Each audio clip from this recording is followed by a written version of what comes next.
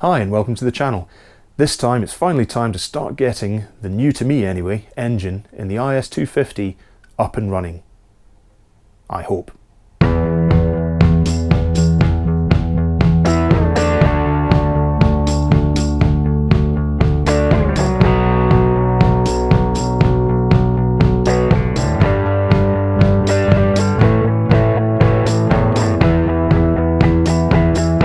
So for those of you that have been following this is a Lexus IS250 that I bought from a salvage auction. It turned out to have a bit more damage than I thought and a duff engine, or at least duff enough that it wasn't worth rebuilding.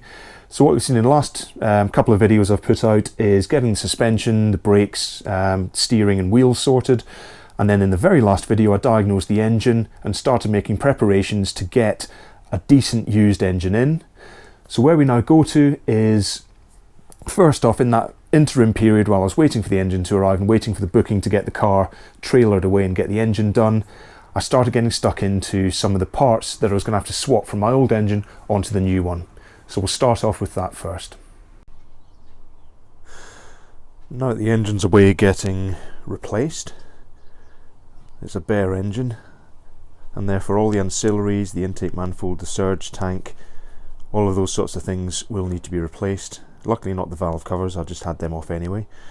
But what I now need to do is get all of this cleaned, because as you can probably see, especially in the intake runners, it's absolutely filthy. The alternator and the aircon compressor are absolutely covered with oil from the leaks that the old engine had, and various intake hoses and bits and pieces out in the coolant expansion tank are just absolutely filthy. So all of this is going to get cleaned up before I install it on the new engine. So that's today's task, and the way I'm going to do it is with this, which I've just put together. It's a 45 litre parts washer, or at least that's the amount of fluid it holds. The actual capacity is about 75, and having checked and measured, I know I can get a cylinder head in here, which is about the largest thing I'm going to be cleaning ever, he says. And inside that is a particular non-caustic, well, not particularly caustic, cleaning solvent called Metasoak.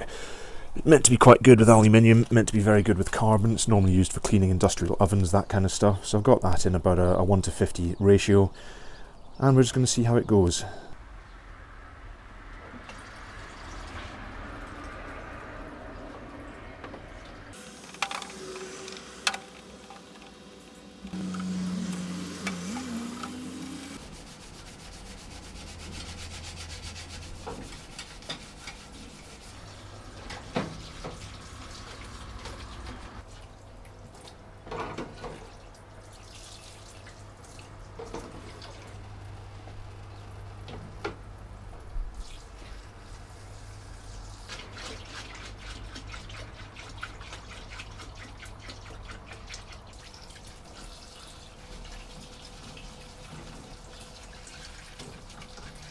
So I think you get the idea of the parts cleaning, and that took quite a few days of just effort and scrubbing. As I said, the parts cleaner worked a lot on dirt, but just not so good on caked in oil, which is fair enough. Also wasn't so good on baked in carbon, again fair enough. The heated parts washer I had at work, previous work, that actually worked really well, but at the end of the day a little bench unit in my garage isn't going to have the same effect. But where we got to now is the engine had arrived in the garage, ready for the swap. And the car itself, as you can see from the pictures now, got loaded on with all the wheels pointing in the right direction, which was a lot easier, and all the tyres inflated, which was also a lot easier, and that got loaded off and taken to the garage. It only took them 2 or 3 days, I think it was, to get the old engine out and sent off to my garage, and the new engine in. And actually, as a quick sideline, one of the reasons I didn't post YouTube videos at the time was, as you can see from this photo of the garage, what with the old engine in here, the other engines, I've got the Mustang stuff, the suspension arms, there wasn't really any room to move. I was kind of running out of space and I couldn't really film anything. But anyway, moving on. The new engine arrived back in, and that's where we now pick up with my efforts to build that one up. Just as a quick interlude, this is a look forward to what I found when I actually took that old engine apart and started separating it out in an attempt to scrap it and get some money back. And when I took the head apart that had the head gasket leak, take a look at the carbon on that intake valve, and it's not the only one. That one's not quite as bad, but this one, in fact no, it's not this one. Where's the other one? I think some of it's fallen off, but you can see the lumps of carbon that were on these valves. So and you can see, obviously ignore that, I had to drill one of the head bolts out, but you can see the overall sludge and crud that was in this engine as well, and that's backed up when you look inside the valve covers and inside the block as well. This was not a clean engine, so the dirty oil conspiracy about why it was showing timing errors may well have been on the money, because certainly with valves as gummed up as that and the rest of the gunge and so that are already removed from the engine, I wouldn't be surprised if that was it. But either way, I am very glad with what I've found that I did not put this engine back together.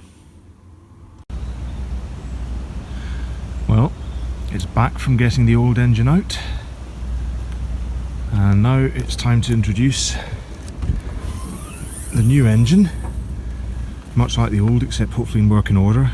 Let's get some light on and have a look. So, it's another 4GR FSE engine, 29,000 miles on the clock, or actually just under 30 more realistically. The car it came from had a good MOT history, so although it was a little bit battered, and indeed the sump had to be transferred from the old engine because the one on this one was broken, handy having a complete set of spares. And there's also a cam sensor broken, and the water neck there was broken, being plastic, but luckily all of those came off of the original engine and have gone on this one. So it's in, it's settled, and all I really need to do now is build up all the front end stuff, build up the intake, make sure all the connections are in, and it'll be good to go. Or so you'd think. What I actually need to do first is get stuck into, and I'll get some photos up, but even though it's only done 29,000 miles, trust me, down there is a hive of scum and villainy. So that'll be getting cleaned out, hopefully tonight. Plug that back up. And at the same time, I'm going to tick off a few other jobs. I'm still in the middle of cleaning all of the different bits that came off the front and the ancillaries down the side, so I can't put it together now. I've run out of time and there's a weather front moving in. So therefore it's going to be clean the intake valves. I've got a new grill to replace that one, which is broken. That's just because I've got the time, to be honest. And then when I come back, I'll have all the bits cleaned and everything ready to go, so it should just be a case of building all of this back up and we're ready to turn the key. I hope. Well, I've just started to take out the coil packs and the spark plugs just so I've got good access to the cylinders, because I want to put some fogging oil down there before I start turning the engine over, and also I want to be able to measure where each piston is when I'm doing the intake valves. And all I can say is, from the first spark plug I took out, this looks like a pretty healthy engine, and it turns over really easily, even with the spark plugs in. But you can see the air getting forced out the intake, so it's not like it's got no compression or anything. But that is a really good spark plug, and a far load better than the ones I got out the old engine. So hopefully signs of good things to come. It's now another night, and I finished off the brakes in the dark and the belting rain last time, so that's all done. Unfortunately, what broke subsequently was, and you can't see it now, I'll get pictures up later, the little vehicle height sensor that sits behind the wheel had basically seized solid and was not moving for anyone, and that broke when I was lowering the vehicle because it obviously couldn't move. So I knew one of those is on order, had to get a used one from the States, which is a bit annoying, but that's on the way. It's going to take a couple of weeks, which is unfortunately curtailing my timings a little bit. But in the interim, I got the splash guard installed underneath, and with that done just now, I was able to drop the vehicle back down and start working on getting the engine back together. So what I've done is put a lot of the loom back in, the fuel pumps back in, all of this done off camera. A lot of the different connectors here and all the rest of it are all back on, and as I said, all of this will get cleaned up later. I want to get the vehicle running first, and then all those rusty bolts and crud in there is going to get dealt with. So that's definitely a work in progress. But the injector driver's back on, a lot of the loom's back on the engine, and one of the other things I did, most importantly, was get at these valves. So I'll put up the footage now of what they were like when I got the engine, and they're not that bad compared to the original engine, which was absolutely foul. There's carbon build-up deeper in the runners and a little bit of build-up on the valves, but not really that bad for one of these engines, which kind of bears out the 29,000 miles it's meant to have. But what I was able to do is set it using the socket to top dead centre, and on one of the top dead centre settings, because there's 2 crank rotations for a top dead centre, and basically one of them leaves all 3 of those cylinders and those 2 there all closed, which is really handy because you can basically do 5 of them in one go. On the other turn of the crank to top dead centre, I think only about 2 of them are open, so just keep trying and you'll see it. But what I did was get GDI engine cleaner, spray that into all the closed intake runners, let it sit and fester for a good hour or so, and then get in there with a wire brush, clean that through, get all the carbon loosened up, and then it's just a case of suck out. I used an oil extractor, suck out all the crud, spray and brake clean, agitate again, suck out, rinse, repeat, and keep on going until most of the carbon's off. And I say most because despite best efforts, there is still some carbon around the edges of the valves where you can't quite get at them with any sort of tool. Possibly with a bit more work I might be able to do that, but I'd spent about a good 3 hours on it so far, and to be honest, when you look at the result, I don't know whether that'll be visible, but that's pretty good. And I think because that carbon's been worked on by the GDI cleaner, it's actually quite soft and pliable, and I think as soon as I start the engine, start running some actual force through those intake runners, a lot of that carbon is going to get blasted off, and I will still run a cleaner through it once it's properly up and running. But the intent now is, now that the valves are done, I can get all this crud out of the way, and it's time to start getting the top end back together. Now unfortunately, in terms of getting the rest of the engine done, I can't yet, because what I didn't notice is this engine doesn't have a tensioner, so I'll need to get the tensioner from the other engine that's at home, so that's imposing a bit of a delay. And at the same time also, the oil feed line on this side, you can see with the bolt there, the banjo bolt, and then a further one just right deep in the engine. That oil feed line, which you can see on this side there, is missing, so I need to get that from the old engine as well.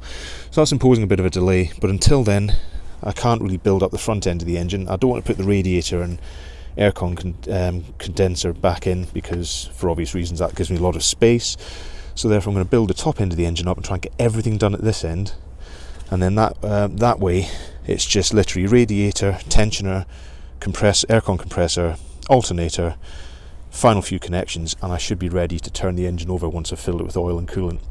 What I'm also going to do now, before I forget, is get fogging oil into each of the cylinders. You might have seen it on other channels. It's basically a really sticky oil that just pre-lubricates the cylinder bores when you've had an engine that's been sitting for a while. This one has, so before I start putting it under any load, I want some pre-lubrication in there to make sure the piston rings don't start scoring or anything like that. So that'll go in there before the spark plugs go back in, and the rest of the engine gets built up around it. I'm going to do that off camera because, to be honest, trying to film at night in these conditions, it doesn't produce good footage. So the next time you see this engine, it should be looking like more of an actual engine. So you now join me on what is hopefully almost the last day. A fair bit's done now. A lot of the front end's back on. I'm going to sort out a dodgy connector on the injector controller, in a second. I've brought a couple of extra nuts because I was missing those on the intake, and that's why I couldn't get that on. I've got a few other bits and pieces to go on, most notably a spare fusible link because the original one's blown. Less said about that the better. We have a new ride height sensor that actually works and flexes. We've got the spare connector which I've snagged from the old engine for the injector connector. We have a tensioner and we have an oil feed line, all of which will enable me to get this together. And the next job I tackled was getting the tensioner attached. I said that's what stopped me getting all the front end together before, because if I'm going to get the alternator and the power steering, the aircon compressor on, can't not have the tension there. So now nabs the old one off the other car. It's still good once I'd extracted bits of belt from it. And then 4 14mm bolts at the main body, and then a further long 14mm bolt at the top, and that's on. Now I can get on with getting the aircon compressor and the alternator back into position. So the next job is getting firstly the aircon compressor and then the alternator back in. These have all been cleaned and purged of all the oily residue and crud that was all over them. So hopefully going in will be a lot cleaner than coming out.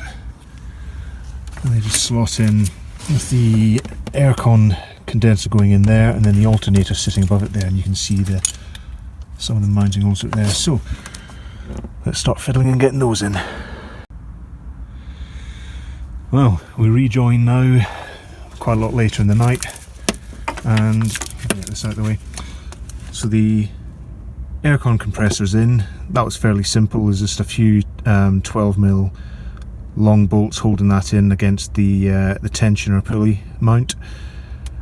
The alternator is in, and that was not easy because the upper mount location, which you can see there, for whatever reason I had to file down the alternator to allow it to fit in. I had to clearance it a little bit. There's a slight difference between the two, never mind.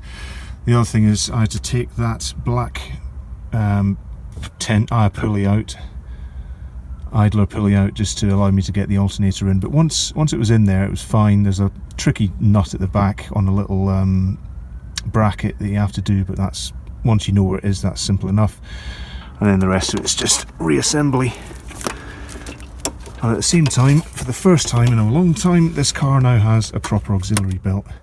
Quite an interesting routing. There's not much engagement on the aircon compressor, but hey, that's what Lexus say you do, so I'm not going to argue. And now I'm going to start getting the top end together. Right, that's the intake torqued and installed, and 17 Newton meters is the torque setting for those. And just before I button everything up, just a quick look at how clean those are. I'll try and get some light on there with a torch. Joys are working at night. You can see the intake runners there and the flaps, nice and bronze. And I'll put a picture up now of what they looked like before. So I think you'll agree that's quite an improvement. So now all I need to do is get the intake on, or the surge tank rather, and really that'll be the engine pretty much together, and then it's just ancillary bits like the fusible link, the radiator, air system and all the rest of it. But progress. Well, another day, another update. The surge tank's now on with all the different bits and pieces. Took a bit of fitting because there's a couple of bolts holding it on the back that, unless you loosen everything off first and then loosely attach them, you can't really get everything lined up to the bolt holes here. So it took a little bit of test and adjusted to get it sitting nicely, and then torque these down, 16 for the nuts and 18 for the Torx heads. It's a T30 Torx bolts, and then everything starts falling into place with vacuum lines and a coolant line here from the throttle body which tucks in under. Couldn't find any torque for the throttle body, but good and tight will hopefully do, and if I get any air faults I'll know where it's come from. So that is pretty much the engine back together. What I need to do now is radiator and aircon condenser and the fusible link, and then really that's us ready to start turning it over. And again, another update, and this time I am very nearly done. So radiator and aircon condenser are all in. Very cruddy, had to clean quite a lot off to get them back together, but again, not much good video there. So they're in. The fusible link is back in, and again, not a fun job. Don't want to have to do that again, but it's my own fault it blew. Battery's back in, car's powered up. I'm now going to turn the car over. I've turned it over manually a few times just to get things going. It's filled up with oil and coolant, although I'm going to have to get more coolant because it's already swallowed about 7 litres and still going strong. But the fuel pump is still disconnected, so I'm going to go now dry turn the engine just to get oil circulating.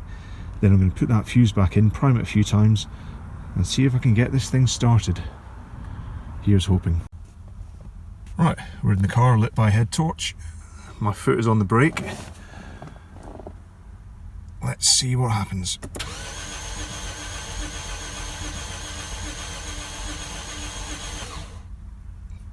Okay, that all sounded decent.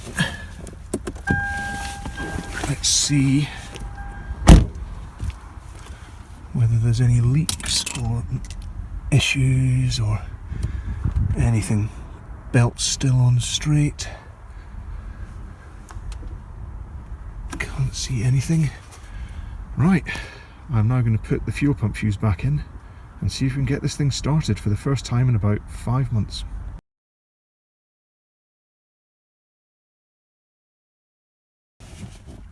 Right, the moment of truth. It's been primed a few times, it's been circulated. I'm now going to press the button and see what happens.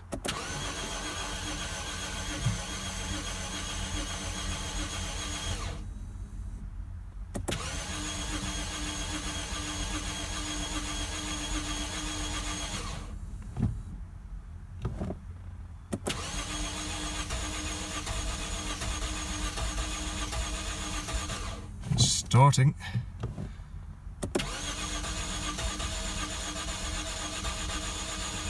A few moments later.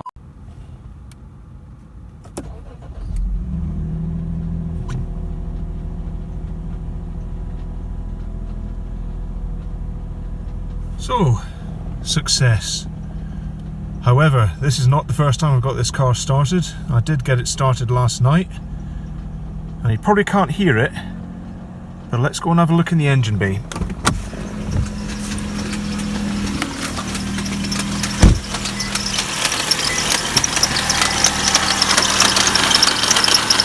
you can't see it, so I'm going to show a video of why I'm now going to turn the engine off and not start it again for quite a while.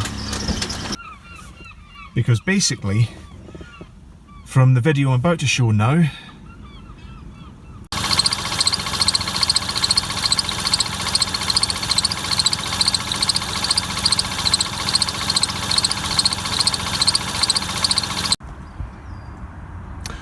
so as seen, we have an issue with that crank pulley, and it's actually the crank pulley that's bent.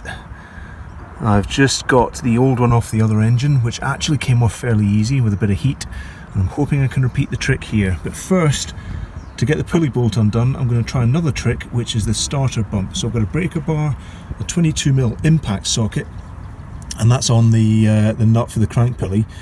And what I'm going to do now is just bump the engine a bit and try, excuse me, and try and break that bolt loose just using the torque of the engine.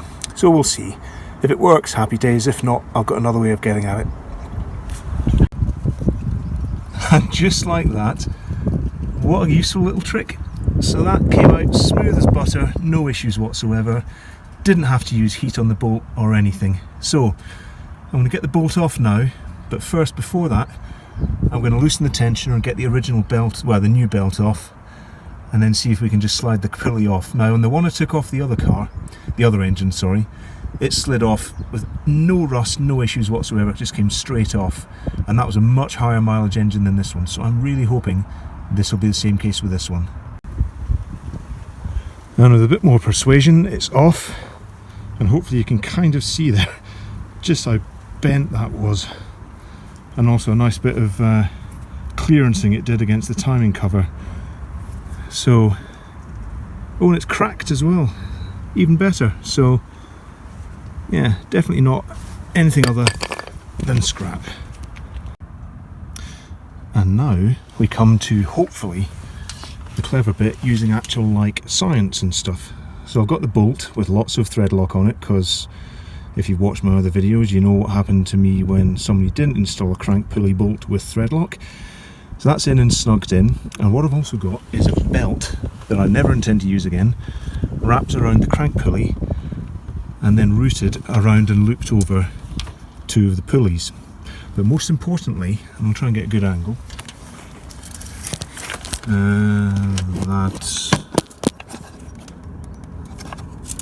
that will do. You can see the belt here goes all the way around the crank pulley, and then effectively what I'm doing is feeding it back under itself there. So as soon as I start tightening the crank pulley, which is going to want to move clockwise, that belt is going to get dragged further and further under, and effectively the belt will act as a lock to seize the crank pulley solid and allow me to torque that bolt up single-handed. Really clever trick. I'll include a link in my description to a video that shows it far better than I can, but I reckon this is going to work. And that is one torqued as best as I can get it crank pulley that is hopefully straight. The belt did start to slip a little bit towards the end, and the torque on this is 250 Newton meters, so there's definitely a 210 on there. And then I managed another slight turn with the because that's as far as my torque wrench goes up, and I managed another turn of the breaker bar, so I think that will have given us enough. It's certainly not moving because of that thread lock, so let's get the belt on, start it up and see what it sounds like. And at the end of all that, the engine's running, coolant and oil have been topped up, temperature's nice and normal. Been out for a bit of a spin just around the local roads, obviously not onto public roads. And it seems to be running fine. We have no check engine lights, and if we go to the engine,